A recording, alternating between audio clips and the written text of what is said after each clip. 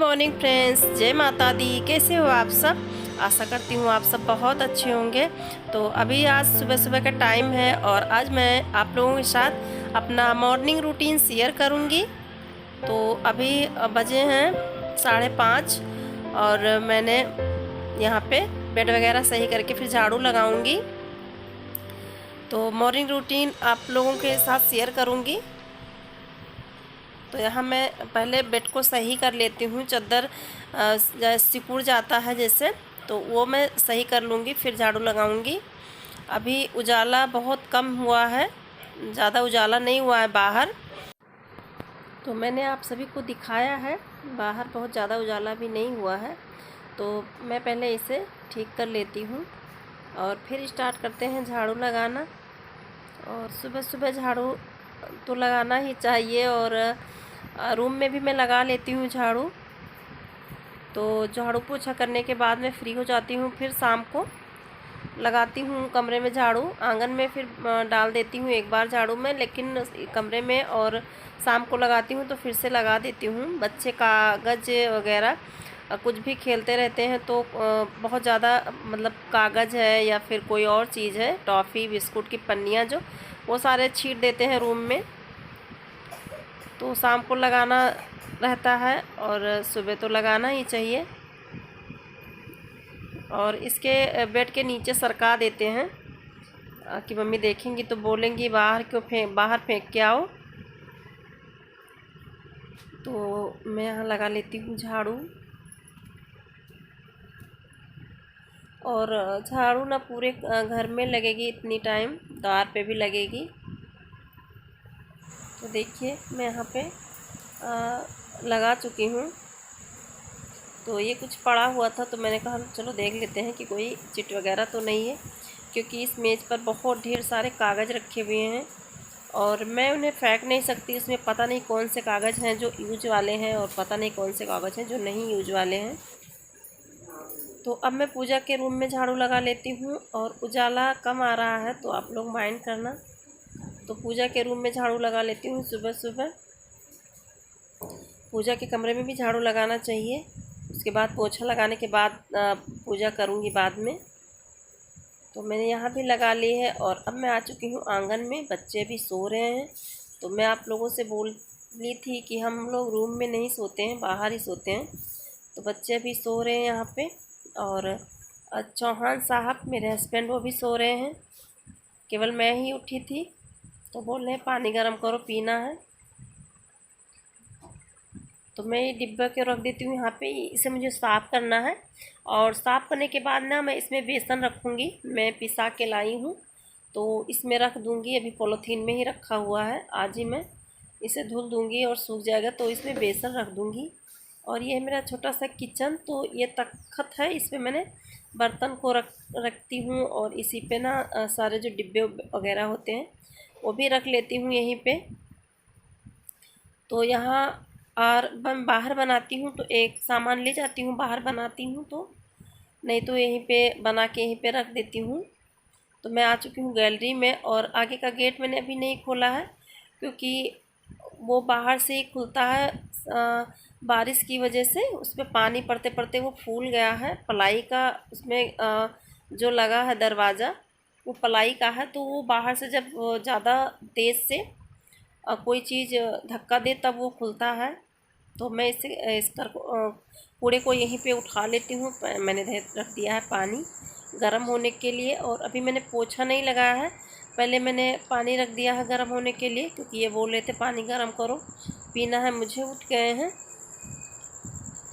तो मैंने कहा 1 मिनट में रख रही हूँ पानी, तो हम दोनों पानी पी लेंगे। तो मैंने देखिए 2 गिलास रख दिया है और पानी भी गर्म करके ले आई हूँ। तो आज पानी कुछ ज़्यादा ही मैंने गर्म कर लिया था।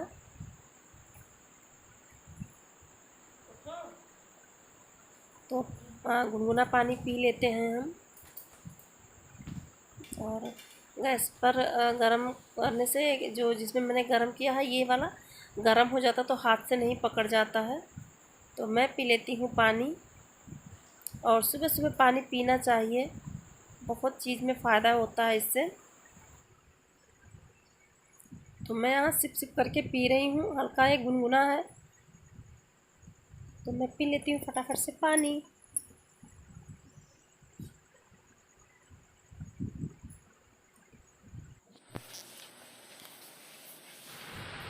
तो मैं यहाँ आ चुकी हूँ पोछा लगाने के लिए। मैंने कहा चलो लगे आज सुबह सुबह पोछा मैं मार लेती हूँ तो अच्छा रहेगा और साफ़ भी हो जाएगा।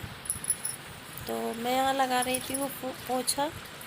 और जो जब रोज़ लगा लेते हैं हम या फिर दूसरे दिन ही लगा लेते हैं तो इतनी गंदगी नहीं रहती है। और हमारे यहाँ तो मिट्टी है बाहर, तो मिट्टी बहुत ज़्यादा पैर में लग के आती है, तो वो भी फर्श पे हो जाती है मिट्टी मिट्टी, क्योंकि पूरा घर ना अभी ये फर्श नहीं लगी है, मिट्टी का है। आगे सब मिट्टी का है, केवल इसी 2 रूम में ये है, बाकी सब तो मिट्टी आ जाती, बहुत ज़्यादा मिट्टी आ जाती है।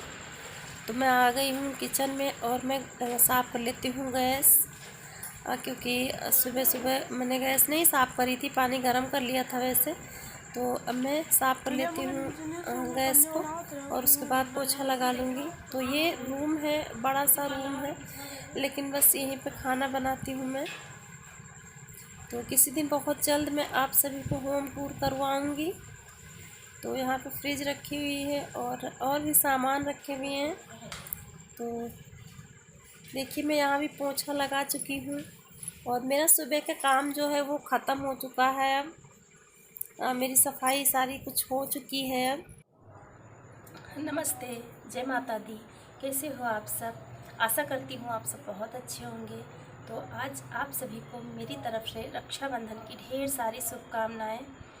और आज मैं बस थोड़ा सा मन हुआ आप लोगों से बात करने का, तो मैंने कहा चलो बात कर लेते हैं, मन थोड़ा सा हल्का हो जाएगा। तो काम तो मेरे सारे निपट चुके हैं और सारे लोगों ने खाना भी खा लिया है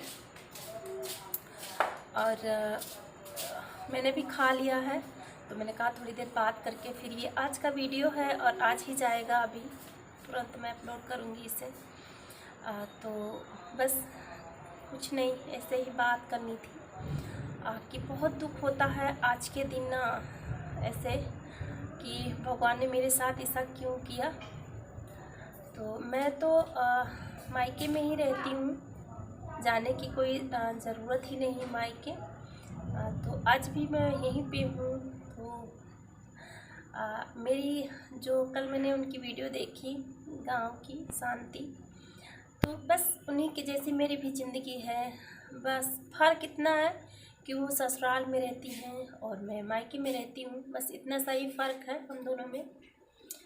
और उनके पास बहुत अनमोल रतन है, वो क्या है, उनकी बहनें। बट मेरे पास ऐसा भी कुछ नहीं है कि मेरे पास बहन भी हो, ऐसा कोई नहीं है।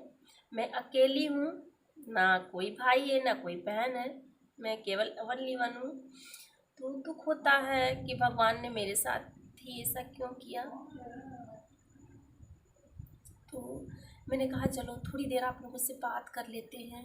तो हम दोनों की ज़िंदगी बस एक जैसी ही है, थोड़ा बहुत अंतर है, थोड़ा बहुत डिफरेंट है। और मेरे बेटे हैं और मेरे 3 बेटे हैं। बेटी मेरे को भी नहीं है, लेकिन अगल बगल की बहुत सारी बहनें हैं जो बांधने आती हैं। और मेरे देवरानी की बेटी है, वो भी भेजती है राखी। अभी वो मतलब हमारे ससुराल में रहती है और मैं अपने मायके में रहती हूँ, तो वो भी भेजती है राखी। कल आ गई थी उसकी राखी। तो बच्चों के मतलब ऐसा नहीं है कि नहीं बच्चे रोएंगे या फिर देखेंगे कहेंगे मेरे को कोई नहीं, ऐसा नहीं है ना, बहुत सारे लोग हैं और वो अभी सब आएंगे। और आज का वीडियो जो ना मैं शूट करूँगी रक्षाबंधन का, वो मैं कल आप लोगों के साथ शेयर करूँगी। कई लोग हैं जो बांधेंगे राखी, आप लोग देखना। कई राखियाँ मेरे बेटे के कलाई पर रहती हैं। मैं अपनी माता रानी को बहुत मानती हूँ और मैं उनसे माता रानी से कहती हूँ कि बस माता रानी जैसा ना मेरी ज़िंदगी में जो कुछ भी दिया है उसमें मुझे खुश रखना। ऐसा नहीं करना कि हाँ मैं दुखी हूँ किसी बात के लिए।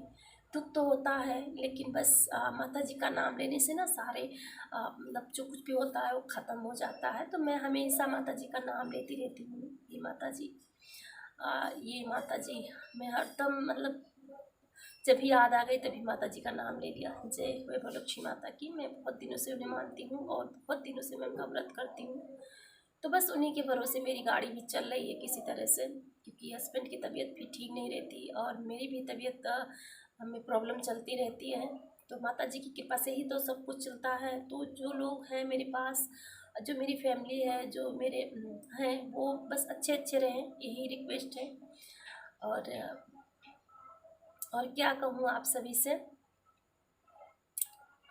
जो था वो आप लोगों को बता दिया, लेकिन उनकी बात मुझे अच्छी लगी कि चलो ठीक है, बेटी और बेटा में अंतर नहीं करते। बट ऐसा गांव में नहीं होता है।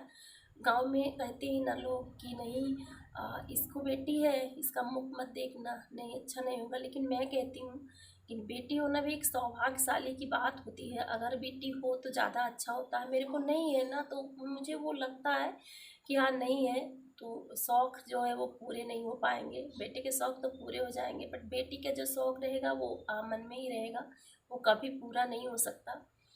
तो यही सब बातें बस आप लोगों के साथ करनी थी मुझे। तो बस यही कुछ कहना था आप सभी से, और आशा करती हूँ आप सभी को वीडियो पसंद आएगा। और जो भी मेरी बहनें हैं और जो भी मेरे भाई हैं, तो प्लीज़ हमारे चैनल को सब्सक्राइब कर लीजिएगा। और आज सभी को अपने अच्छे से अपने सभी बहनें अपने भाई को अच्छे से राखी बांधना और लंबी उम्र की दुआ करना। और भगवान करे आप दोनों की भाई बहन की जोड़ी हमेशा बनी रहे और आपकी जो खुशियाँ हो पूरी हो, और भाई आप लोगों की रक्षा करे। मैंने तो बहुत कुछ झेला है इस जीवन में, बहुत कुछ झेला है। केवल एक लोग के ना रहने की वजह से मैंने बहुत कुछ झेला है। वो सब मैं आप लोगों के साथ अगली वीडियो में शेयर करूँगी तो जल्दी। तो मैं जानती हूँ कि एक के ना रहने से कितनी ज़्यादा प्रॉब्लम होती है, कितनी ज़्यादा परेशानी होती है। कोई कुछ भी कह के चला जाता है, कोई कुछ कहता है, कोई कुछ कहता है। तो वो सब मैंने झेल कर आगे बढ़ी हूँ। और इस टाइम तो सब कुछ ठीक ठीक रखना कराना सही प्रार्थना है। और आप सभी से यही गुजारिश है कि प्लीज़ मेरी हेल्प करिए और मुझे सपोर्ट कीजिए। मिलती हूँ अगले ब्लॉग में।